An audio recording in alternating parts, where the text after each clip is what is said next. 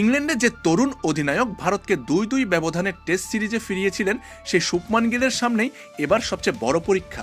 কারণ শ্রীলঙ্কার বিপক্ষে আসন্ন 2 টেস্টে শুধু ম্যাচ জেতানো নয়, ভারতীয় টেস্ট দলের হারানো পরিচয়ও ফিরিয়ে আনতে হবে তাকে।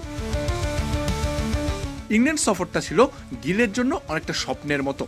অস্ট্রেলিয়া সফরের ব্যর্থতার পর বিরাট কোহলি, রোহিত শর্মা ও রবিচন্দ্রন অশ্বিনের মতো 3 অভিজ্ঞ ক্রিকেটারের বিদায়ে হঠাৎ করে নেতৃত্বের ভার পড়ে তার কাঁধে। কিন্তু অনভিজ্ঞ এক দলকে নিয়ে ইংল্যান্ডে গিয়ে গিল দেখিয়েছিলেন চাপ সামলানোর সামর্থ্য তার আছে। তবে সেই সাফল্যের নেপথ্যে বড় ভূমিকা ছিল কোচ গৌতম গম্ভীরের। কঠিন পরিস্থিতিতে গিলকে আত্মবিশ্বাস জুগিয়েছেন তিনি, দিয়েছেন সিদ্ধান্ত নেওয়ার সাহস। কিন্তু এবার সেই ছায়া থেকে বের হয়ে আসার সময় গিলের। কারণ ঘরের মাঠে দক্ষিণ আফ্রিকার বিপক্ষে 2 টেস্টে ভারতের অসহায় আত্মসমর্পণ তাদের বিশ্ব টেস্ট চ্যাম্পিয়নশিপের পথ কঠিন করে দিয়েছে। এখন শ্রীলঙ্কার বিপক্ষে সিরিজের সামান্য ভুলও ভারতের জন্য বড় বিপদ ডেকে আনতে পারে। 15 আগস্ট গলে টস করতে নামলেই দশমবারের মতো টেস্টে ভারতকে নেতৃত্ব দেবেন গিল।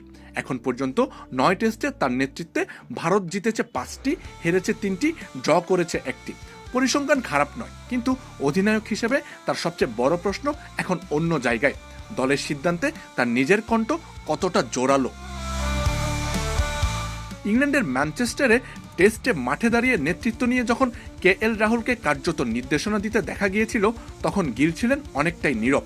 সেই গিলই এখন বদলেছেন, সতীর্থদের সঙ্গে নিয়মিত যোগাযোগ করছেন, নির্বাচনের পরও ক্রিকেটারদের সঙ্গে কথা বলে তাদের ভূমিকা পরিষ্কার করছেন।